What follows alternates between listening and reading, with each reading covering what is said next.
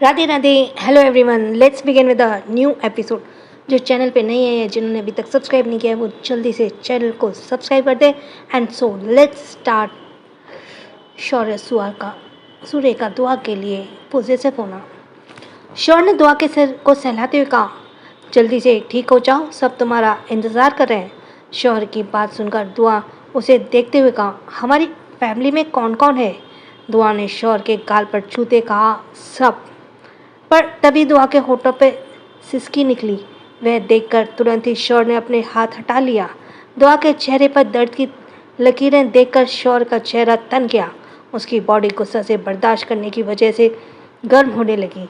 शौर्य के बदलते एक्सप्रेशन को देखकर दुआ ने जल्दी से कहा, हम ठीक हैं। शौर्य के चेहरे को देखकर दुआ इतना तो समझ गई थी उसे गुस्सा आ रहा है, इसलिए शौर्य को शांत करने के लिए उसने यह कहा। पर शौर्य तो वो शौर्य था, वह कहाँ किसकी बातों के झांसे में आने वाला था। उसने प्यार से दुआ के चेहरे पर बने जख्म के निशानों को छूते कहा, मेरी आंखों में देखकर कहो, तुम्हें दर्द हो रहा है या नहीं? दुआ ने होठों से कुछ नहीं कहा और धीरे से सिर हिला दिया। शौर्य ने प्यार से उसके चेहरे को देखा और उसके माथे को चूम लिया। वह उसके चेहरे को लगे जख्मों के दर्दों को अपने होठों से चुन रहा था। दुआ ने शौर्य के कंधे पर और बाह पर अपने हाथ को मजबूती से कसा हुआ था। शौर्य ने फिर से उसकी आंखों में देखकर कहा, यू आर बेटर नाउ। दुआ ने धीरे से सिर हिला दिया। धीरे धीरे ये मुस्कुराया तो दुआ भी उसकी स्माइल देखकर हौले से मुस्कुरा दी। उसने दुआ के लबों को देखा और झुककर उन्हें चूम लिया। वह उसे किस कर उठकर जाने लगा तो दुआ ने उसका हाथ पकड़ लिया। शौर्य को दूर जाते देखकर उसके माथे पर सलवटें आ गई। शौर्य ने मुड़कर देखा तो दुआ परेशान होते बोली, आप कहाँ जा रहे हैं? शौर्य ने उसे सॉफ्ट स्माइल दी और उसके हाथों पर अपना हाथ रखकर कहा, बाहर सभी तुम्हारे होश में आने का इंतज़ार कर रहे हैं, मैं इन्फॉर्म करके आता हूँ। शौर्य की बात से दुआ को रिलीफ मिला और उसने शौर्य का हाथ छोड़ दिया। शौर्य उसके डर को समझ रहा था। उसने दुआ को देखते हुए कहा, मैंने कहा ना, अब मैं तुम्हें कभी खुद से दूर नहीं होने दूंगा। अपनी बात पूरी कर शौर्य ने एक बार फिर दुआ के माथे पर अपने होठ रख दिए। वो जैसी दुआ के माथे को चूमकर उससे दूर हुआ कि तभी डोर ओपन कर सूर्य अंदर आ गया। शायद उसे शौर्य को दूर को किस करते हुए देख लिया था, क्योंकि वह अब शौर्य को घूर रहा था। उसके चेहरे पे सेम वैसे भाव थे जो थोड़ी देर पहले दुआ को दर्द में देखकर शौर्य के चेहरे पे आ गए थे। डोर खोलने की आवाज़ सुनकर दुआ और शौर्य दोनों ने एक साथ दरवाजे की तरफ देखा। सूर्य को देखकर दोनों ही मुस्कुरा दिए, पर सूर्य के चेहरे पे भाव अभी भी कठोर थे। सूर्य ने शौहर की नज़र हटाई और दुआ को देखा, जो हॉस्पिटल बेड पर बेजान सी पड़ी थी।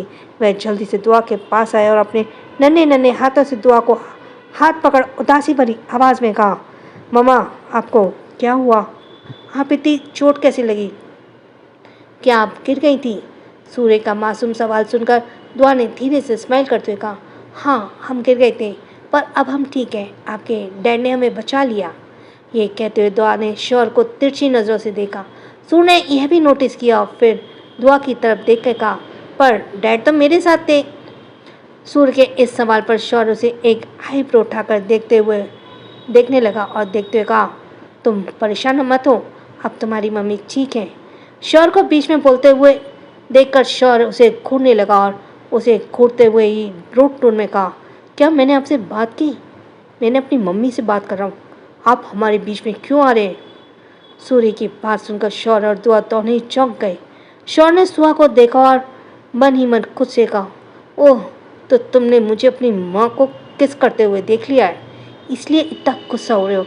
पर तुम्हें एक बात बता देना चाहता हूँ, मैं तुम्हारी माँ पर पहला हक मेरा है, बीच में मैं नहीं, तुम आए हो। शौर्य सूर्य घूरते हुए खुद से ही बोल रहा था।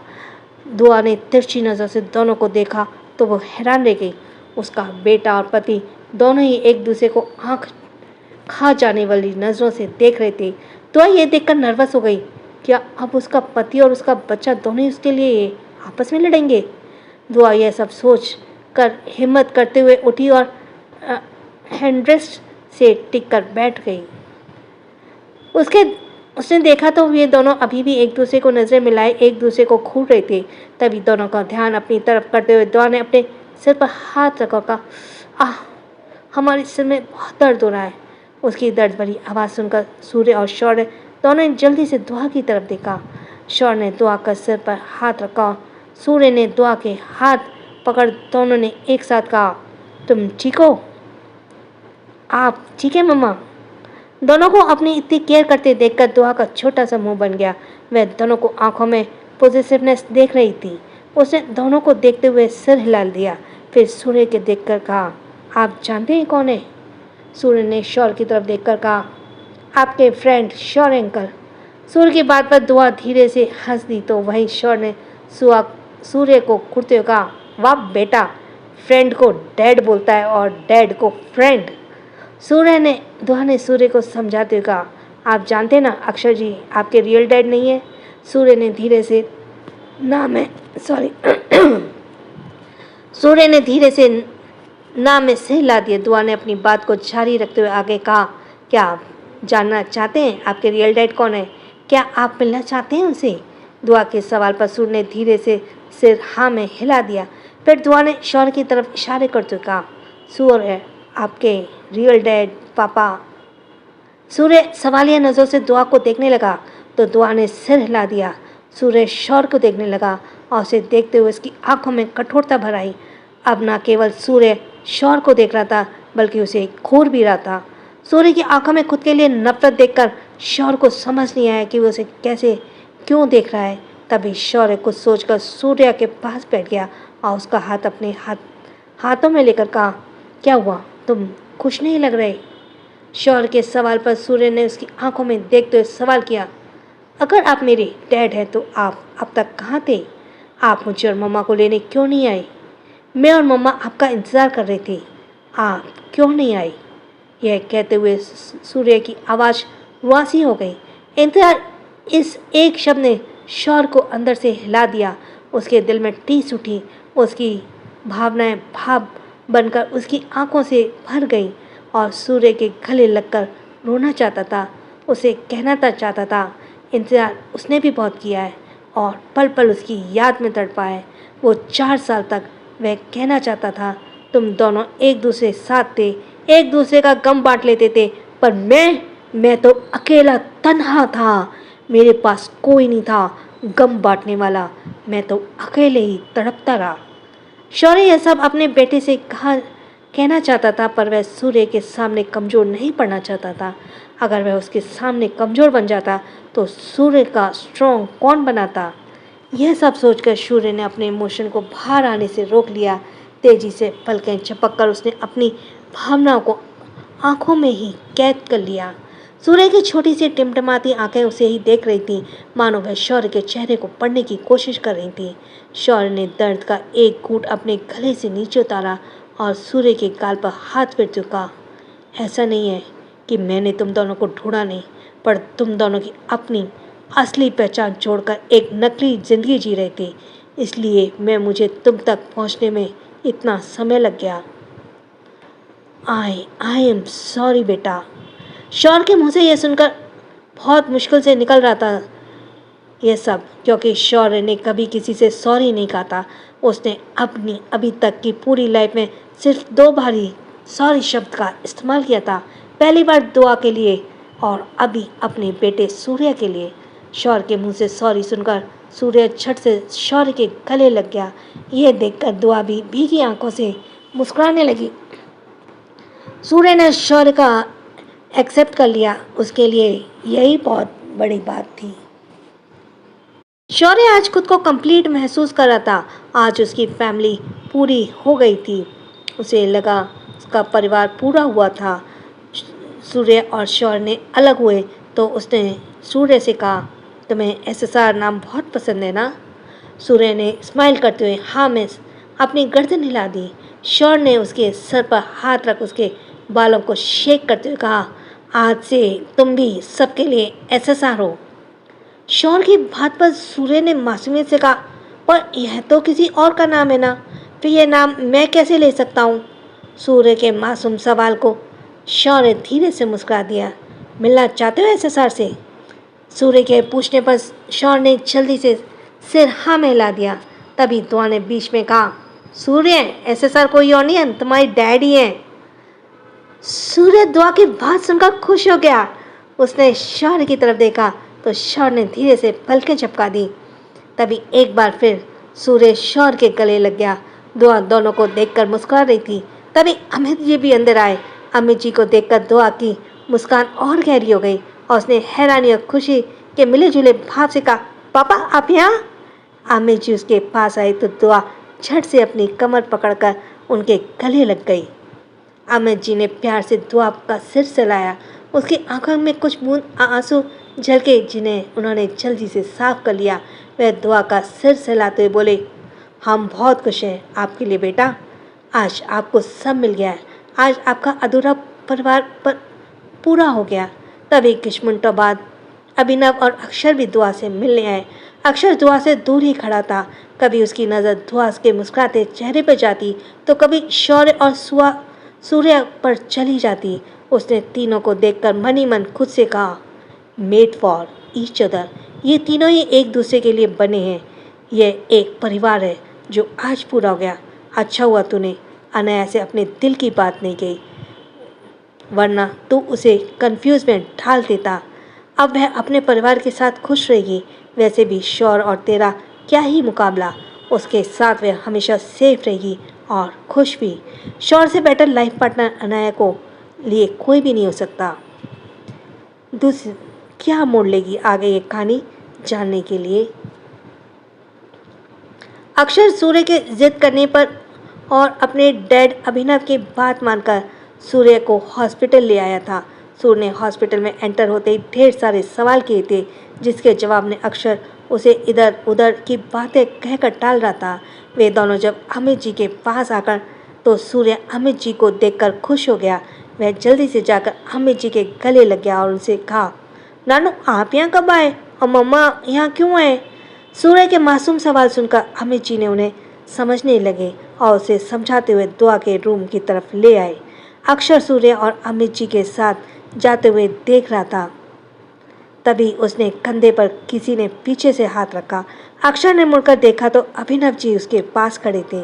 अभिनव जी ने अक्षर को अपने साथ बैठने का इशारा किया। दोनों वहीं पड़े एक बेंच पर बैठ गए। तभी अब अभिनव जी ने अक्षर को समझाते हुए कहा, तुम अब तक बात समझ गए होंगे। अभिनव की बातों पर अक्षर ने उन्हें सवालिया नज़रों से देखा। तभी अभिनव जी ने दुआ के अतीत का सच बताया। उसकी बात सुनकर अक्षर समझ गया। पुलिस स्टेशन में शौर्य ने अनाया को अपनी वाइफ यूं ही नहीं कहा था, वह सच में उसकी वाइफ थी। अक्षर को सोच में डूबा देखकर अभिनव जी ने उसके कंधे पर हाथ रखते कहा, बेटा हमें अनाया की खुशी में खुश होना चाहिए। आज एक परिवार पूरा हुआ है। मैं जानता हूँ तुम अनाया को बहुत पसंद करते हो, पर अभिनव जी अभी बोल ही रहे थे कि तभी अक्षर ने स्माइल करते हुए कहा, डैड हाँ मैं अनाया को पसंद करता हूँ, पर मैं इतना भी सेल्फिश नहीं हूँ कि एक परिवार को तोड़ दूँ। अनाया और सूर्य की खुशी में मेरी खुशी है। शौर्य बहुत अच्छे हैं, वह दोनों का ख्याल बहुत अच्छे से रखेगा। उसके रहते कभी कोई दोनों को हर्ट नहीं कर सकता। इतना बोलकर अक्षर खामोश हो गया और मन ही मन खुद से कहा, मैं आज से अभी से तुम्हारे लिए अपने दिल के जज्बातों को मिटा दूंगा। अब हम सिर्फ अच्छे दोस्त बनकर रहेंगे। अभिनव जी ने अपने बेटे की इतनी समझदारी भरी बात सुनकर उसे कंधे से कसकर पकड़ते हुए कहा, I am proud of you my son. यही कहते हुए उनके होठों पर एक प्राउड वाली स्माइल आ गई। फिर अगले ही पल वह स्माइल गायब हो गई तो अक्षर उन्हें मासूम होते हुए देखकर बोला, डैड क्या हुआ आपको? आप सैड क्यों हो गए? अक्षर की बात पर अभिनव ने उसकी तरफ देखते हुए कहा, उदास होने की तो बात है बेटा। मेरे दोनों दोस्तों के बच्चों की शादी हो गई और अब उनके भी बच्चे हैं, पर मैं कब अपने पोते पोतियों को अपनी गोद में खिलाऊंगा? मुझे भी दादा बनना है यार। ये कहते हुए उन्होंने बेचारी सी शक्ल बनाकर अक्षर को देखा। अक्षर उनकी नौटंकी समझते बोला, ओके फाइन, आप जिसे कहेंगे मैं अब उसे शादी कर लूँगा। यह बोलते हुए अक्षर खड़ा हो गया और फिर दोनों ही बातें करते हुए अनाया के रूम में एंटर हो गए। Flashback ends. वे सभी अनाया के रूम में खड़े बातें कर ही रहे थे कि तभी डॉक्टर वहाँ आया। उन्होंने अनाया का चेक किया और शौर्य की तरफ देखकर कहा, miss SSR please come with me. Mister SSR. Shaurya doctor का इशारा समझ गया। उसने दुआ की तरफ देखा और आंखों में से थोड़ी देर में आने का इशारा करके चला गया। शौर्य डॉक्टर के साथ उनके कैबिन में गया। डॉक्टर कैबिन में दुआ की रिपोर्ट फाइल खोलकर शौर्य के सामने रखते हुए कहा, जिस इंटरनल ब्लीडिंग की कल हमने बात की थी, आपको याद है? शौर्य ने सिर हिलाते हुए कहा, हाँ, क्या हुआ? Any problem? डॉक्टर ने एक्सरे रिपोर्ट दिखाते हुए कहा, देखिए सर, एक्चुअली आपकी वाइफ को यूट्रस इंजर्ड है। डॉक्टर भी भूल ही रहा था कि शौर्य ने गुस्से से कहा, यू मीन टू से? तभी डॉक्टर ने जल्दी से कहा, नहीं, जैसा आप सोच रहे हैं वैसा नहीं है। एक्चुअली किसी ने उन्हें फोर्सफुली धक्का दिया है, जिसकी वजह से किसी चीज़ से लगकर उनका यूट्रस इंजर्ड हुआ है। अभी फ़िलहाल के लिए आपको कुछ समय तक प्रेगनेंसी को इग्नोर करना होगा, वह कंसीव नहीं कर सकती। डॉक्टर की पूरी बात सुनते शौर्य की मुट्ठी भिज गई। उसके चेहरे पर गुस्से के भाव उमड़ आए। डॉक्टर भी उसे इतना गुस्से में देखकर डर गया और उसने जल्दी से कहा, प्रॉपर ट्रीटमेंट के बाद वे ठीक हो जाएंगी और कंसीव भी करेंगी। शौर्य ने डॉक्टर को घूरते हुए एरोगेंट टोन में कहा, और कोई तो प्रॉब्लम नहीं है? डॉक्टर ने शौर्य की बात पर जल्दी से ना में सिर हिला दिया। उसने डॉक्टर के केबिन से निकलते ही अनमय को कॉल किया। उसके कॉल पिक करते ही शौर्य ने रुडली कहा, ब्रेक हिम हेड, उसका दूसरा हाथ भी तोड़ दो। शौर्य का इतना गुस्से से देखकर अनाया ने आगे कुछ नहीं कहा और उसे धीरे से बस ओके कह दिया। वह तो शौर्य की कॉल देखकर खुश हो गया था कि वह उसे कनिष्का के बारे में बताएगा, पर शौर्य का इतना गुस्से में देखकर और उसकी बात सुनकर उसने शौर्य से मिलकर की बात करना सही समझा। सभी अनाया से हॉस्पिटल मिलने आना चाहते थे, पर शौर्य ने सभी को मना कर दिया था। 2 दिन बीत गए थे। 2 दिन बाद शौर्य दुआ और सूर्य के साथ हॉस्पिटल में ही रहा। 2 दिनों में दुआ के जख्म काफ़ी हद तक भर गए, बस अब हल्के हल्के निशान रह गए थे। आज उसे डॉक्टर डिस्चार्ज देने वाले थे। सभी दुआ को हॉस्पिटल में लेकर जाने की तैयारी कर रहे थे। हॉस्पिटल से अमित जी दुआ को अपने साथ ले जाना चाहते थे, पर शौर्य ने मना कर दिया था। वह उसे अपने साथ पैलेस में ले जा रहा था। इधर पैलेस में ढेरों सारी तैयारियां चल रही थी। दुआ अपने घर वापस आ रही थी। इसी खुशी में पैलेस को सजाया जा रहा था और दुआ को वेलकम करने के लिए एक्साइटेड होकर बैठे थे सभी। तो वहीं रक्षय, संभव, यश, चीकू और महिका पांचों की अपनी छोटी छोटी आंखों से सबको भाग दौड़ करते देख रहे थे। उन्हें तो समझ ही नहीं आ रहा था ये सब क्यों और किसके लिए हो रहा है। इसलिए अपने सवालों के जवाब के लिए यश ने अपनी आयशा की साड़ी का पल्लू पकड़ लिया। यश के पल्लू पकड़ते ही आयशा ने आगे बढ़ते कदम रुक गए और वहीं मुड़कर सवालिया नजरों से यश को देखने लगी। यश अपने शरारती अंदाज में के इशारों में डेकोरेशन को देखते हुए पूछा, यह सब किसके लिए? आयशा मुस्कुराते हुए नीचे बैठ गई और यश की नाक पकड़ खींचते हुए बोली, यह तुम्हारी मामी के वेलकम के लिए हो रहा है। आज वे सालों बाद अपने घर वापस आ रही हैं। आयशा की बात सुनकर यश ने चमकती आंखों से उसे देखते हुए कहा, मामू, यू मीन डेविल की एंजल आ रही है? यश की बात सुनकर आयशा ने उसकी कान पकड़ते हुए कहा, यश, तुम शौर्य जीजू के बारे में बात डेविल क्यों बोलते हो? क्योंकि वह है मामा। ओह, इट्स हर्ट्स मामा, यश ने दर्द के चिल्लाते हुए कहा। तो आयशा ने उसका कान छोड़ दिया और उसकी धमकी देते हुए कहा, दोबारा तुम उन्हें डेविल नहीं बोलना, वह मामा है तुम्हारे। पर आप भी तो बोलती है ना उन्हें डेविल, मैंने सुना है। आप चित्रा मौसी से बात कर रही थी तब। यश की बात सुनकर आयशा ने एक हाथ से अपना सिर पीटते हुए कहा, यह लड़का कैसा हो गया, चुप चुप कर सबकी बातें भी सुनता है। वह यश के एक बार फिर धमकी देकर चली गई। यश भागते हुए संभव और यश के पास आया और रक्षे के पास और दोनों को देखते हुए कहा, अब हमें डेविल से डरने की ज़रूरत नहीं है, उनकी एंजल आ रही है। अब जब भी वे हमें पनिश करेंगे, उनकी शिकायत हम एंजल से कर देंगे। यश की बातें सुनकर दोनों ही खुश हो गए। यश ने अपनी बातें पूरी कर पीछे देखा तो उसके पीछे बेंच पर बैठी चीकू चॉकलेट खा रही थी।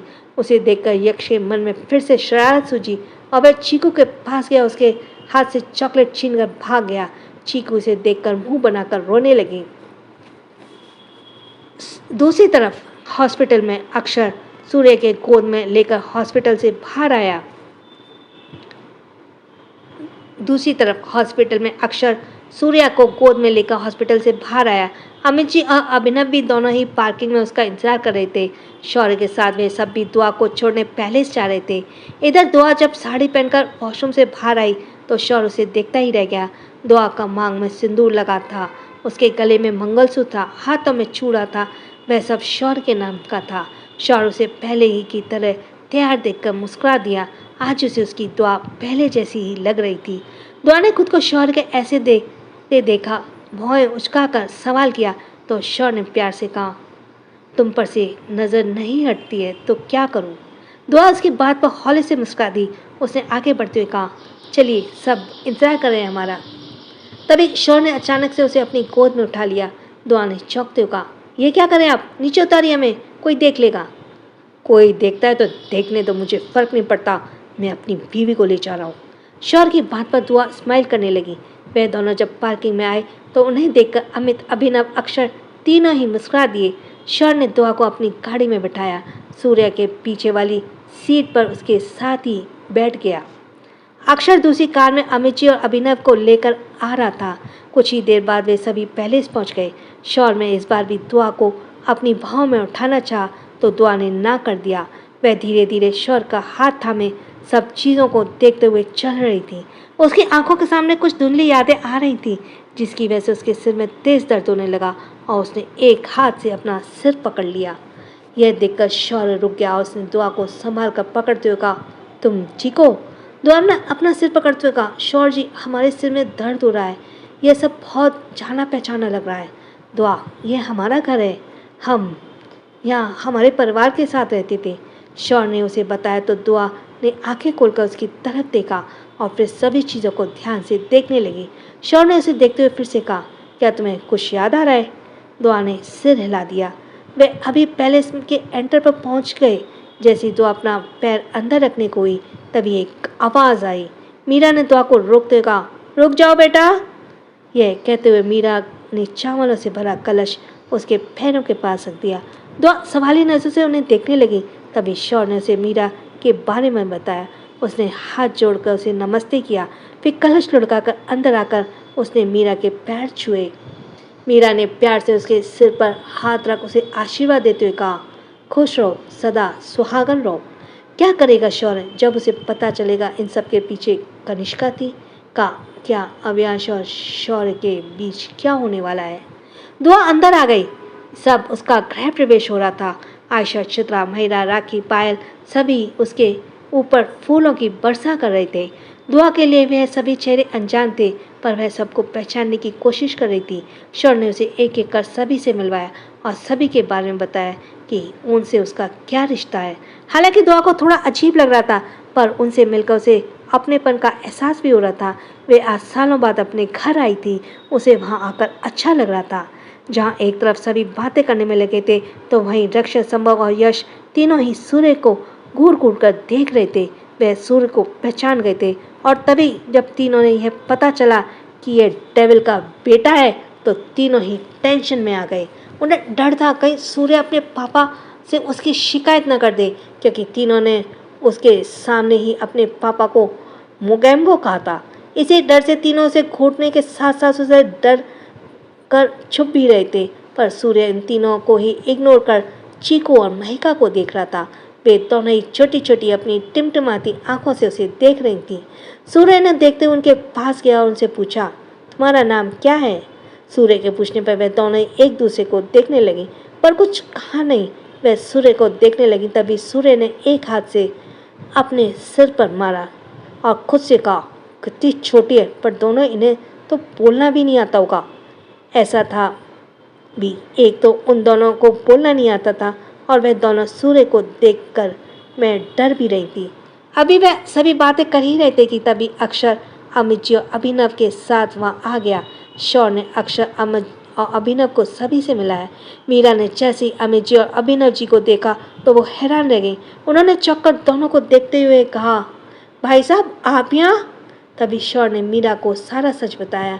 उसकी बात सुनकर ही मीरा को की सारी बातें समझ आई। सभी हैरान थे यह जानकर अमित जी ही दुआ की असली पिता हैं, वह उन्हीं की बेटी हैं। तभी मीरा ने कुछ और भी याद आया और तभी मीरा ने दुआ की तरफ देखकर कहा, अब तो सब कुछ भूल गई हो, पर फिर भी मैं तुम्हें बता देती हूँ। उस दिन जब तुम्हारी माँ की तस्वीर को देखकर मैंने कहा था कि मैं उन्हें कहीं देखा है, उस दिन तो मुझे याद नहीं आया, पर आज अमित भाई साहब को देखकर मुझे सब याद आ गया है। मैंने तुम्हारी माँ को इन्हीं के साथ देखा था। जब शौर के 5th बर्थडे पर भी साहब तुम्हारी माँ के भाई साहब तुम्हारी माँ को साथ पार्टी में शामिल हुए थे, तभी अमित जी ने मुझे तुम्हारी माँ से मिलवाया था। दुआ मीरा की बातें ध्यान से सुन रही थी। उसे कुछ याद तो नहीं था, पर वह कुछ कुछ समझने की कोशिश कर रही थी। वह सभी साथ बैठे और बातें कर रहे थे कि तभी राज ने शौर्य को इशारे से बुलाया। शौर्य उसका इशारा समझते उठ गया और बहाने बनाकर वहां से चला गया। वह राज के पीछे पीछे रूम में आया, जहाँ पहले ही राज, सिम्बा, अभय, अनमय और विशाल बैठे उसी का इंतजार कर रहे थे। शौर्य उनके सामने जाकर बैठ गया। इतना तो वह भी समझ गया था कि जरूर कोई इम्पोर्टेंट बात है, तभी उन लोगों ने उसे बुलाया है, वरना वे कभी भी उसे सबके बीच से नहीं बुलाते थे। शौर्य ने सभी को देखा और बोलने का इशारा किया। तभी अनमय उठा उसे एक एक कर निर्जा की सारी बातें बताने लगा, जो भी निर्जा ने उसे कहा था। जैसे जैसे शौर्य सारी बातें सुन रहा था, उसका गुस्सा बढ़ता जा रहा था। उसने गुस्से से अपनी मुट्ठी को कसकर बंद कर लिया था। उसके माथे की नसें भी तन गई थी, चेहरा एकदम सख्त हो गया था। अनमय की बात पूरी होते शौर्य ने कहा, I want to know about everything everything Kanishka. Shaurya के बोलते ही अनमय ने कहा, मैंने उसके बारे में सारी इन्फॉर्मेशन निकाल ली है, पर वह अभी इंडिया में नहीं है, अपनी फैमिली के साथ फॉरेन ट्रिप पर गई है। अभय की बात सुनकर शौर्य ने गुस्से कहा, विच कंट्री? न्यूयॉर्क। अनमय बात सुनकर शौर्य ने राज की तरफ देखा तो राज ने उसका इशारा समझते हुए हाँ में सिर हिला दिया। शौर्य ने मन ही मन खुद से कहा, कनिष्का, तुमने दुआ को मारने की कोशिश की है, इसकी कीमत तो तुम्हें चुकानी पड़ेगी। तुम सोच भी नहीं सकती मैं तुम्हारे साथ क्या करूँगा। शौर्य उठा और अपने रूम में चला गया। उसके जाने के बाद एक एक कर वह सभी वहाँ से चले गए। दुआ के आने की खुशी में रात में पार्टी थी, जिसकी तैयारियों में सभी जुटे हुए थे, पर दुआ की तबीयत खराब होने की वजह से वह अपने रूम में थी। जब शौर्य रूम में आया तो देखा दुआ बेड पर हेड रेस्ट के सहारे बैठी आराम कर रही थी। सबकी उसकी आंखें बंद थी। शौर्य उसे देखकर उसके पास आया, उसके सामने बैठ गया। उसने जैसे ही दुआ के गालों को छुआ तो दुआ ने धीरे से अपनी आंखें खोल दी। शौर्य को अपने सामने देखकर उसके होठों पर स्माइल आ गई। दुआ ने शौर्य का हाथ पकड़ लिया। शौर्य ने दुआ की आंखों में देखते हुए कहा, तुम ठीक हो? शौर्य के सवाल पर दुआ उसके थोड़ा नज़दीक आई और उसके सीने पर अपना सर रख उसकी पीठ पर अपने दोनों हाथों को कसते हुए बोली, जब तक आप हमारे साथ हैं हम ठीक हैं। शौर्य इसकी बात पर धीरे से मुस्कुराया। उसने एक हाथ दुआ को सिर पर सहलाते हुए कहा, तुम यहाँ अच्छा लग रहा है ना? शौर्य के सवाल पर दुआ अपनी पकड़ को और कसते हुए कहा, हम बहुत खुश हैं, हमारी इतनी बड़ी फैमिली है और हम 4 सालों से तन्हा जी रहे थे। आपका शुक्रिया हमारी ज़िंदगी में आने के लिए, हमें अपना बनाने के लिए। दुआ की इस बात पर शौर्य उसे खुद से अलग किया और उसके चेहरे को अपने दोनों हाथों में भरकर उसकी आंखों में देखते हुए कहा, शुक्रिया तुम्हारा कि तुम मेरी ज़िंदगी में आई। मैं तो अंधेरे में था, तुम ही तो मेरा हाथ पकड़ मुझे रोशनी में लाई, मेरी ज़िंदगी में मेरी सांसें बनकर आई हो। अपनी बात पूरी कर शौर्य ने दुआ को माथे को चूम लिया। तभी दुआ ने अपनी आंखें बंद कर ली और उसकी आंखों में देखते हुए आगे कहा, I love you my angel. तभी दुआ ने शौर्य को देखते हुए कहा, क्या हमारी यादें हैं आपके पास? शौर्य ने हाँ में सिर लाया और उठकर कबर्ड के पास चला गया। वह कबर्ड से 2 एल्बम निकल कर लाया और दुआ के सामने बैठते कहा, तुम्हारी सभी यादों को मैंने संभाल कर रखा है, तुम्हारे जाने के बाद इन्हीं के सारे तो मैं जी रहा था। दुआ ने शौर्य की पूरी तरह बदल दिया था। कम बोलने वाला शौर्य आज इतना बोल रहा था, यहाँ तक कि आज वह दुआ के सामने अपने इमोशंस, एक्सप्रेशन सब जाहिर कर रहा था। उसके चेहरे पे एक एक कर सभी भावें आ जा रही थी, दुख, खुशी, प्यार, नर्वसनेस सब दिख रहा था। दुआ एल्बम खोलकर देखने लगी। उसमें से सारी फ़ोटोज़ थी, उसकी शादी की, उसकी रस्मों की, शौर्य की, उसकी बहुत सारी फ़ोटोज़ थी, जिन्हें देखकर दुआ के होठों पर स्माइल आ गई और वह एक एक कर सभी फ़ोटोज़ को देखने लगी। जैसे जैसे वो फ़ोटोज़ देखती आई थी, उसके होठों की स्माइल और गहरी हो गई। उसे खुश देखकर शौर्य भी मुस्कुराने लगा। अभी वे दोनों बैठे फ़ोटो देख ही रहे थे कि तभी वहाँ सूर्य आ गया। सूर्य ने दोनों को ऐसे मुस्कुराते देखकर कहा, आप दोनों इतना स्माइल क्यों कर रहे हैं? उसके सवाल पर दुआ ने एल्बम की तरफ इशारा किया। सूर्य ने जैसे ही एल्बम में दोनों की फोटो देखी तो वह भी खुश हो गया और वह भी दुआ के साथ बैठकर उन फोटोज को देखने लगा। सूर्य भी अपने मम्मी पापा के फोटो देखकर खुश हो रहा था। सूर्य ने दुआ को दुल्हन वाली तस्वीर में देखते हुए कहा, मम्मी लुकिंग सो ब्यूटीफुल, कितनी प्रिटी लग रही हो आप। सूर्य की बात सुनकर दुआ मुस्कुराने लगी। तभी सूर्य के शौहर की फोटो को देखकर कहा, and your so handsome dad. फिर दोनों की तरफ देख सूर्य ने आगे कहा, you both of really made for each other. Surya के बाद दोनों मिलकर एल्बम देखने लगे और शौर्य उन्हें मुस्कुराते हुए देख रहा था कि तभी उसका फ़ोन रिंग हुआ। शौर्य फ़ोन लेकर साइड में चला गया और कॉल रिसीव कर बात करने लगा। रात का समय, सभी गेस्ट आ गए थे और जितने भी गेस्ट को इनवाइट किया गया था वह सभी धीरे धीरे कर आ गए थे। मन्नत, असद वे दोनों भी आ गए थे, पर उनके साथ आरब नहीं था। आरब अपनी हाई स्टडीज़ के लिए फ़ॉरेन गया था।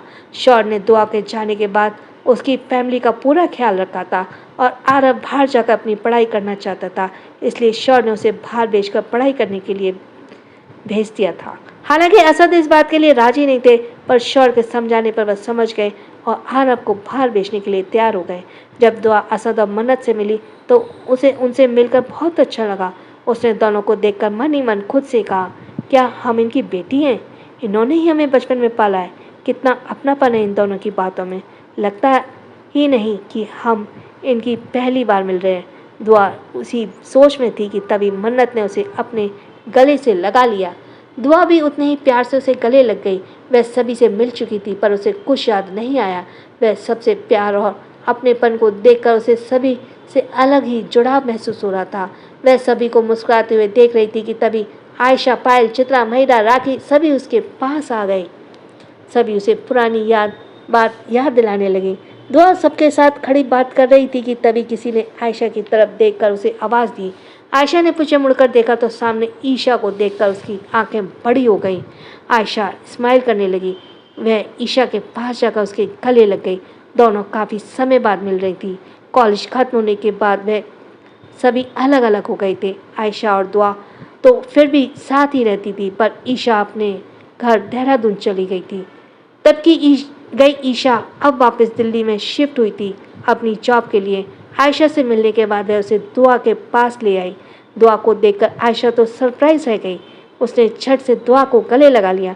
उसकी आंखें भर आई थी और उसने दुआ को गले लगाए हुए कहा, आई मिस यू यार, कहाँ चली गई थी तू? ईशा को सब समझ आ रहा था कि आयशा ने आज उसे इनवाइट कर आने के लिए क्यों इतना जोर दिया था। ईशा दुआ से अलग हुई। उसकी आंखों में आंसू देखकर दुआ की आंखें भी नम हो गई और उसने ईशा के आंसू को पोंछते हुए कहा, आप हमें इतनी दोस्त कहती हैं तो हमसे मिलकर खुश रहिए, आप रो क्यों रही हैं? क्या करेगा शौर्य कनिष्का के साथ। इसी के साथ ही थैंक्स फॉर लिसनिंग। छोटों को प्यार, बड़ों को सम्मान और राधे राधे।